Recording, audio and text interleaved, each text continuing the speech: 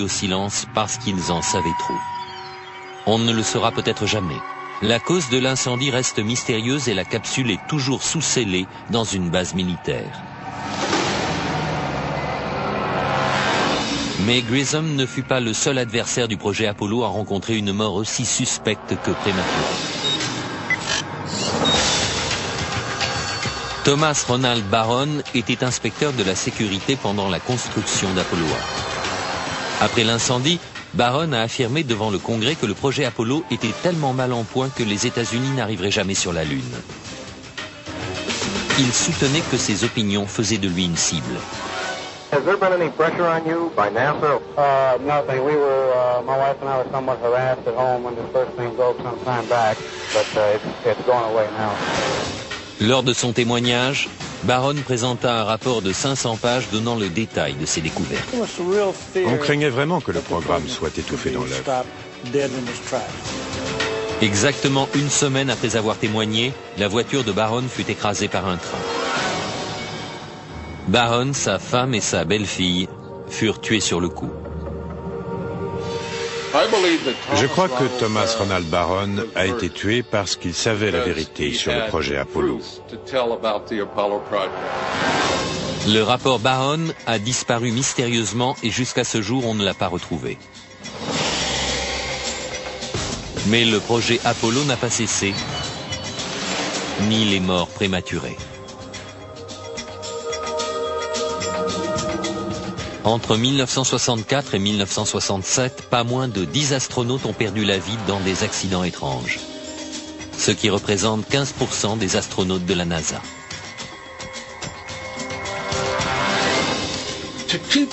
Pour garder un secret bien protégé, on doit éliminer toutes les personnes qui sont capables de le révéler.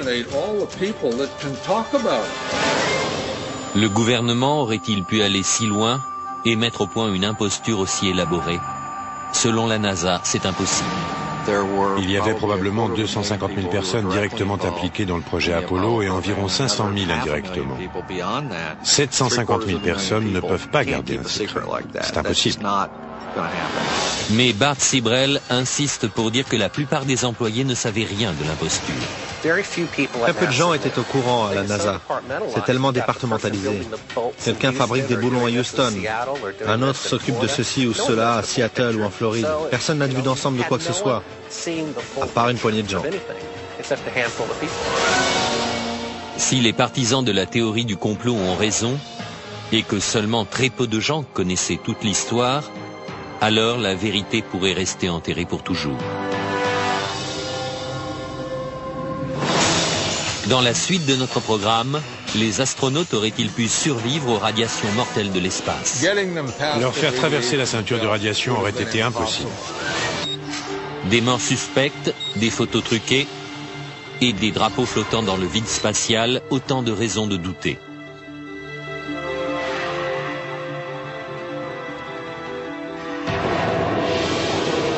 Mais certains pensent aussi que les astronautes n'auraient jamais survécu au voyage. Ils ne pouvaient pas aller sur la Lune à cause d'un phénomène que peu de gens connaissent, appelé ceinture de radiation de Van Allen. À 800 km de la surface terrestre, ces ceintures de radiation épaisses de plusieurs milliers de kilomètres entourent notre planète. Tout être humain traversant la ceinture de Van Allen serait tombé extrêmement malade ou aurait été tué par les radiations très peu de temps après. À part les missions Apollo, aucun vol habité n'a jamais tenté de traverser ces radiations mortelles. Toutes les missions habitées de l'histoire, Gemini, Mercury, Skylab, sont restées en dessous de la ceinture de radiation, à part celles qui sont allées sur la Lune.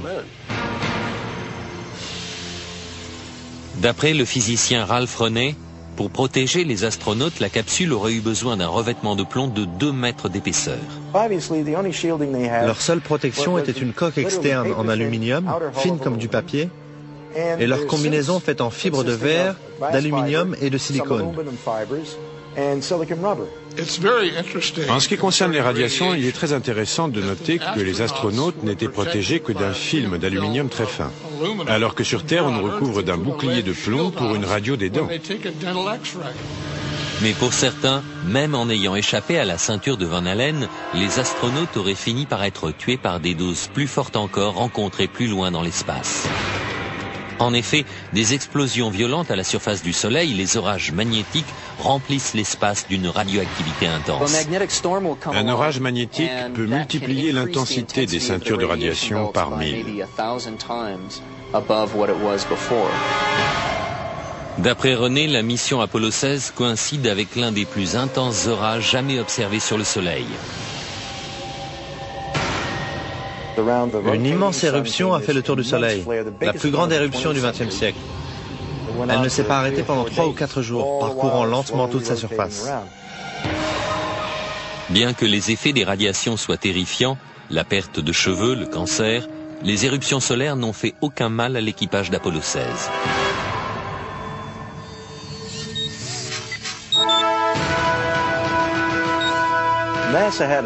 La NASA a rencontré un autre problème. La surface de la Lune est tout à fait hostile à l'homme dans l'obscurité, y compris dans n'importe quelle zone d'ombre créée par un vaisseau. Les températures descendent jusqu'à moins 160.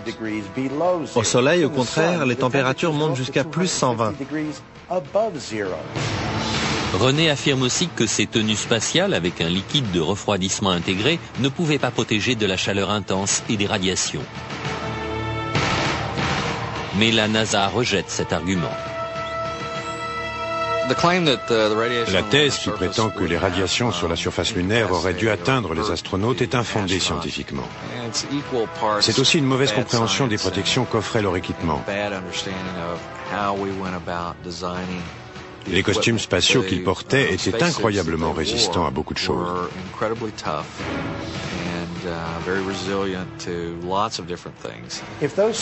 Si ces costumes sont aussi efficaces que ce que dit la NASA, alors qu'ils prennent un ou deux types, qu'ils les mettent sur le site radioactif de 3 Miles Island en leur demandant de nettoyer tout ça. Mais ils ne peuvent pas le faire et ils ne le feront pas.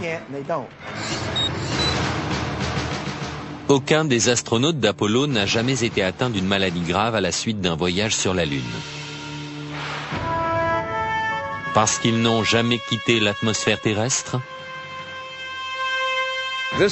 C'est la principale raison pour laquelle les Russes n'ont jamais vraiment voulu envoyer des hommes sur la Lune.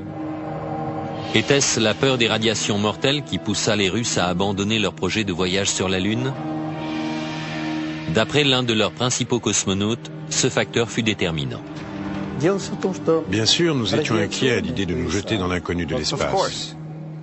Bien sûr, nous avions peur. Nous n'avions aucune idée des effets possibles de ces radiations sur l'être humain. Nous imaginions même qu'elles pouvaient pénétrer le vaisseau spatial lui-même.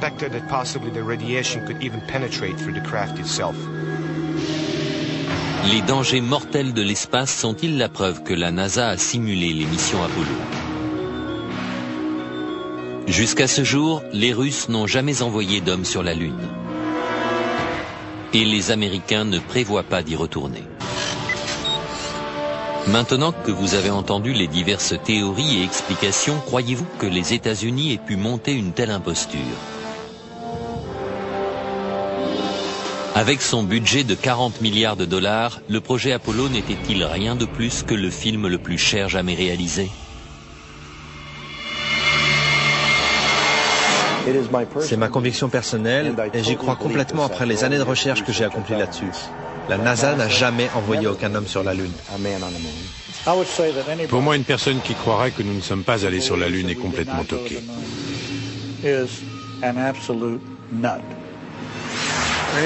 Je veux bien qu'on me traite de toqué, de cinglé ou de fêlé. D'accord, mais pas sans avoir regardé les preuves, car les preuves abondent. C'est mon dernier mot.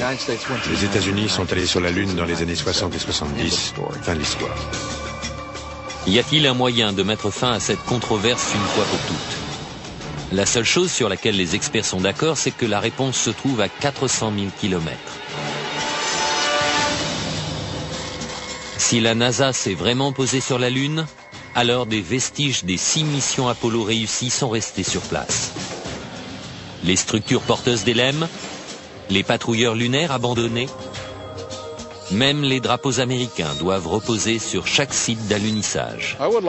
J'aimerais simplement inviter la NASA ainsi que tous ceux qui la soutiennent à se munir du plus puissant des télescopes pour essayer de repérer un module lunaire. Si c'est le cas, je ne dirai plus un mot de tout ça. Mais s'il n'y a pas de module lunaire, je n'aurai plus rien à prouver. Mais il n'existe pas de télescope capable d'examiner la Lune avec une telle précision. Des témoins silencieux provenant des missions Apollo sont-ils toujours sur la Lune? À moins que la théorie du complot ne soit vraie. Dans 2 ans, le Japon enverra une sonde pour prendre des photos rapprochées de la surface de la Lune. Que trouveront-ils? En attendant, la question se pose toujours. A-t-on marché sur la Lune?